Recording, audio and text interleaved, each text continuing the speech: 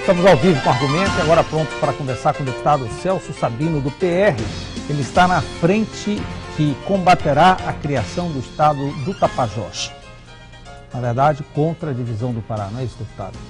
É verdade. Eu quero saudar todos os telespectadores do seu programa, eu sou um deles. É uma satisfação muito grande estar aqui para falar de um assunto tão importante que está hoje em voga. Celso, primeiro detalhe, você acredita que há tempo suficiente para esclarecer a população? Ou vai ser um voto Maria vai com as outras, um voto emocional, vamos lá e assim por diante? Nós vamos trabalhar exatamente para prestar essa informação para todos os cidadãos paraenses, né, para nossos irmãos do oeste do Pará, inclusive, do sul e sudeste do estado, tentar transparecer a todos as reais consequências de uma possível divisão do estado do Pará. Nós temos plena convicção de que os danos serão muito nefastos ao estado como um todo. O estado do Pará hoje vive um momento ímpar na sua história. Da mesma forma como dizem que o Brasil é o país do futuro, nós acreditamos que o Pará será o estado do futuro. Celso, você tem uma grande importância nessa história porque você tem participado de todos os passos para a criação das frentes e eu queria que você explicasse para nós como é que funciona. É a primeira vez que terá um plebiscito no país para um assunto dessa natureza. Já tivemos uma experiência com um referendo. Então nós estamos vendo que até a Justiça Eleitoral ainda está com dificuldade, está demorando muito a estabelecer regras e tudo mais. Nós sabemos que serão duas perguntas. Você quer dividir o Pará para criar o Tapajós é a primeira, ou você quer dividir o Pará para criar o Carajás é a segunda.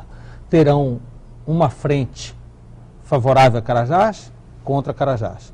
Outra favorável a Tapajós e contra Tapajós, né? Então são 4 frentes debatendo, essas 4 como se fossem 4 candidatos. Vão ocupar a mídia e assim por diante, não é verdade?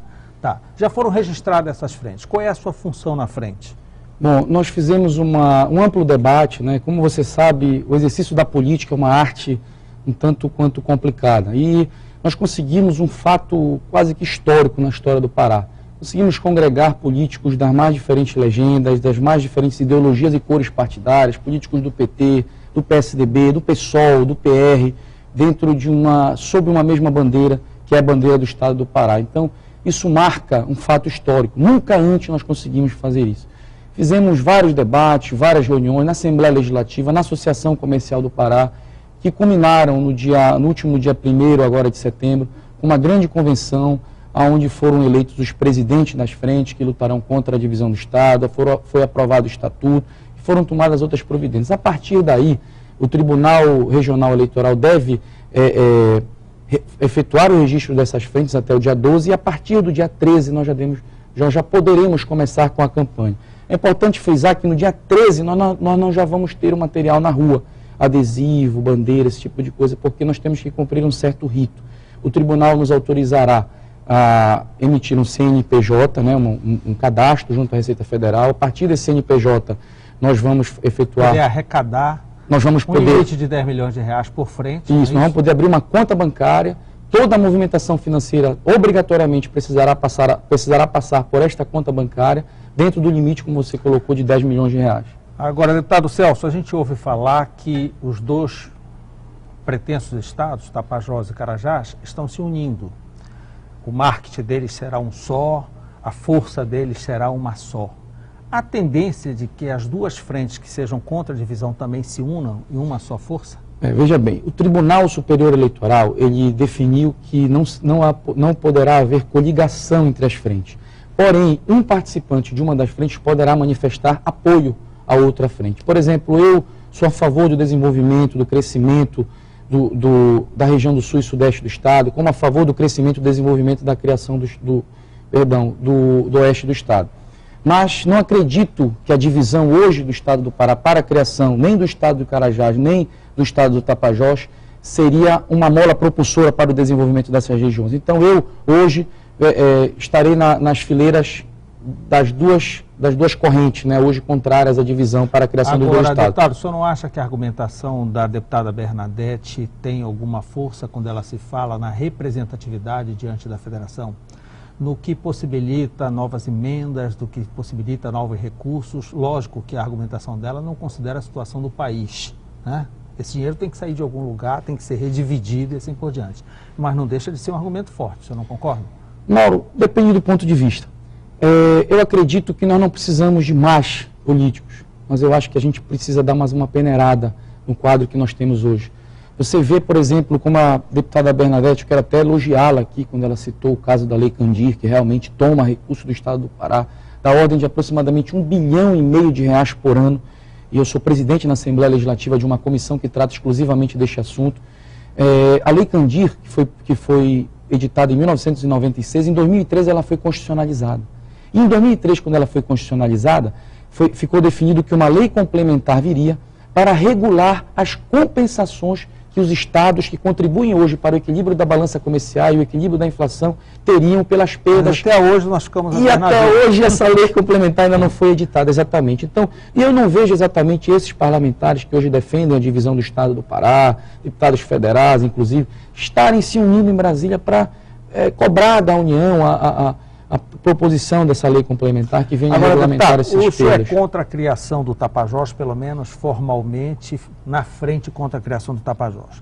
Nós não podemos deixar de reconhecer que há, não um abandono, mas há um bloqueio logístico, político, de cuidado entre a região de Belém e o oeste do Pará. Os índices demonstram a dificuldade de controlar uma região extremamente extensa, longe, com difícil acesso, até pelo Amazonas tem que ir contra o rio. Então é um acesso quase só aéreo. A história do asfaltamento da Transamazônica, desde que a gente era criancinha, a gente já ouve falar, né? E vai para lá, é foto aqui. Aliás, os dois governadores se encontraram, o Jatene e o do Mato Grosso agora, vem uma nova ideia de asfaltamento, mas a gente já viu isso várias vezes, né? Várias vezes. E a verdade é que o tempo passa e que não acontece nada. Culturalmente, nós sabemos que o oeste do Pará é diferente daqui da região de Belém. O senhor sabe disso, né? Até ao tomar açaí, comer o peixe é diferente, o açaí é diferente, a música é diferente, a poesia é diferente. O senhor não acha que é uma missão assim meio complicada ser contra o Tapajós, deputado? Mauro, eu não sou contra o Tapajós da forma como você coloca. Eu sou a favor do desenvolvimento e do crescimento daquela região. Eu acho que não vai ser dividindo, ao contrário. Eu acho que se nós tomarmos essa decisão hoje, acredito que não tomaremos, pela divisão e a criação do Estado do Tapajós, nós poderemos ainda evitar que um crescimento maior venha a ocorrer devido ao cenário que está se desenhando hoje. É importante a gente colocar que, apesar de ser uma questão cultural, uma questão histórica, os dados hoje que nós temos disponíveis de institutos oficiais como o IPEA, como a UFPA, como a Secretaria da Fazenda do Estado do Pará ou o IDESP, eles apontam que é mais inviável o Tapajós do que o Carajás. A situação depois da divisão, que a situação do Tapajós vai ficar mais difícil, nós todos sabemos, inclusive eles. Mas eles querem. Então, Mauro, veja bem uma coisa. Se nós temos hoje uma situação difícil, e eu reconheço que o Estado hoje passa por uma situação difícil, nós não podemos tapar o sol com a peneira, o cidadão sai na rua e vê como é que está o nível de violência, o trânsito na região metropolitana de Belém, a saúde pública aqui em Belém, onde é a capital do Estado, nós vivemos um problema muito sério de saúde pública. Nós reconhecemos esse problema, nós reconhecemos essa situação, mas eu acho que nós estamos vivendo um momento ímpar na nossa história. Eu acredito que nós precisamos dar um passo à frente e não regredir. Não vai ser com a divisão do Estado do Pará que isso vai melhorar. O Estado do Tapajós, que já vive hoje uma situação delicada, como você mesmo colocou aqui, a deputada Bernadette, o doutor Edson Franco, já tem uma situação difícil hoje. Se hoje nós temos poucos médicos, poucos leitos hospitalares, poucos policiais, na hora que nós precisarmos enxugar a máquina pública, porque segundo o estudo do IDESP, o déficit anual do Estado do Tapajós é de cerca de 800 milhões de reais por ano. Então nós precisamos diminuir, vamos ter que diminuir a máquina pública nesse pretenso novo Estado. E aí nós vamos ter que diminuir a quantidade de médicos, nós vamos ter que diminuir a quantidade de policiais, nós vamos ter que diminuir a quantidade de leitos. Então isso precisa ser mostrado para essa população. Nós reconhecemos que há muito tempo se fala nesse assunto, nessa região. Nós reconhecemos que o Estado tem problemas, mas nós estamos dispostos a arregaçar as mangas e trabalhar. O Estado do Pará precisa ser reconstruído sobre novas bases. Eu estou hoje na Assembleia, eu não estava ontem. E eu conversando com um deputado separatista, e ele falou para mim assim, eu falei para ele, eu assumo um compromisso com você.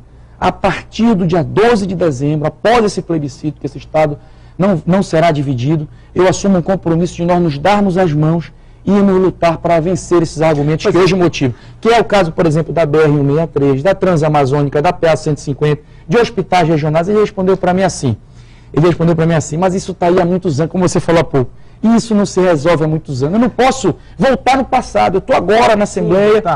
mas é impessoal a questão, não dependia só do senhor, e o poder público deixou falar em asfaltar um BR-163, para nós aqui da região de Belém, isso aí não interessa há muito tempo, né? A gente fala assim por falar, mas não interessa, não afeta nada. É para quem não tem um conhecimento sobre o assunto. E não afeta nada a nós, é tão longe que fica por isso mesmo. Nós não teríamos um argumento mais propositivo de fazer uma redivisão de interesses no Estado, de fazer uma redivisão de investimentos no Estado?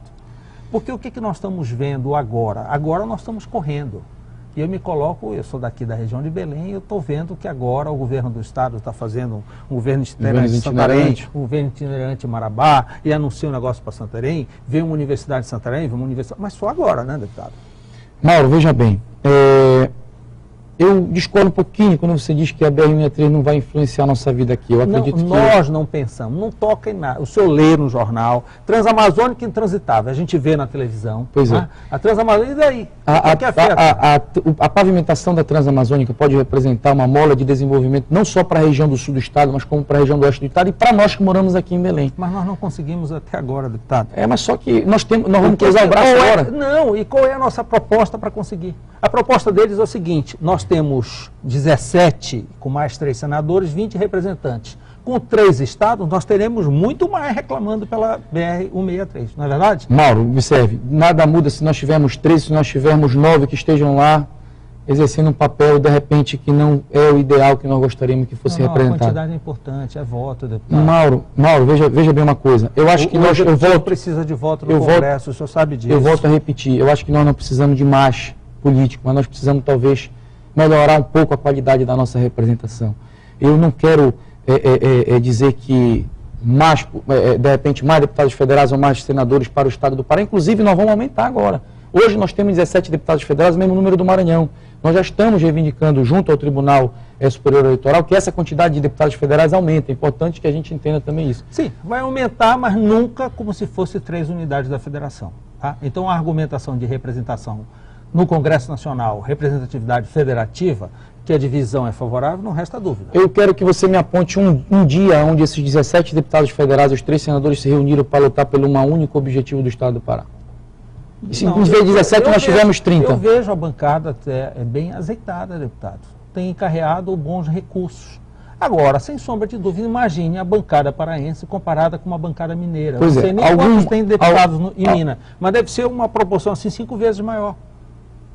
Não é verdade? Bom, eu acredito que nós precisamos ampliar o debate, ampliar o diálogo. Eu acho que os parlamentares, de repente, precisam fazer uma avaliação da importância que a união... nós estamos conseguindo fazer uma grande união em defesa agora do estado do Pará. O deputado Zenaldo Coutinho, que sempre esteve à frente desse debate, eu estou me somando a ele agora, a Associação Comercial do Pará, Sindicato de Economistas, Contadores, feirantes. Então, está se fortalecendo um grande grupo. Eu tenho uma convicção e uma esperança muito grande dentro do meu coração que a partir desse debate que está sendo inaugurado agora com a divisão do estado do Pará, nós vamos dar outros passos também importantes. Eu acho que pautar também a discussão da Lei Candir, pautar também a discussão da BR-163, da Transamazônica, da PA-150. Que o Estado como todo, a população, sairá ganhando desse debate. Nós nunca debatemos esse assunto. Agora, o que eu me pergunto é o seguinte: a gente não pode vir só com argumentos emocionais. Concordo. Eu quero um Pará grande, eu não quero que Concordo. mexa, é tudo meu. Concordo. E nós nunca fomos lá.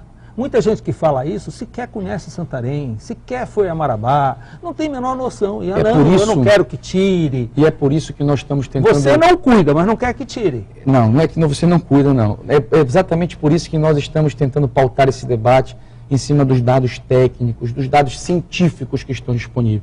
Estamos tentando fugir desse discurso fanista, dessa movimentação emocional que você sabe que existe no sul do estado e no oeste do estado. A gente está querendo mostrar os números que tem hoje o IPEA, que tem hoje a UFPA. Dia 15 agora de setembro deve estar sendo concluído um grande estudo feito em conjunto por todos esses órgãos. E a gente quer mostrar para a população exatamente isso. Olha, se dividir o estado, não vai ter recurso para custear nos próximos meses o estado. Eu sou da Secretaria da Fazenda, você sabe disso, auditor.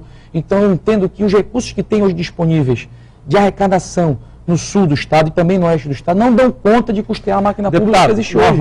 Nós estreamos hoje, inauguramos esse debate. teremos a oportunidade de conversar várias vezes até o dia 11, se a legislação permitir, porque até agora não se sabe qual vai ser a nossa participação. Se nós vamos poder fazer essa conversa durante o início da campanha e durante o decorrer da campanha. Mas conte conosco, a nossa função é esclarecer. E é natural que aqui eu fiz o papel contra a sua proposta e com a deputada Bernadette também e assim por diante, né? Para que haja o debate, para que a gente possa desenvolver argumentos, para que possa facilitar o pleito, possa facilitar a decisão do nosso conterrâneo, do nosso eleitor. Muito obrigado pela participação e esperamos contar com o senhor nas próximas. Pode contar, eu quero te agradecer também pela oportunidade de estar informando a população. Eu acho que esse é um canal que precisa e deve ser aberto, porque muitas falácias surgirão no decorrer desse processo e o seu papel e o nosso será muito importante nesse esclarecimento. Obrigado, deputado. Obrigado. Obrigado pela sua companhia. Estaremos de volta na próxima segunda-feira no mesmo horário. Tchau.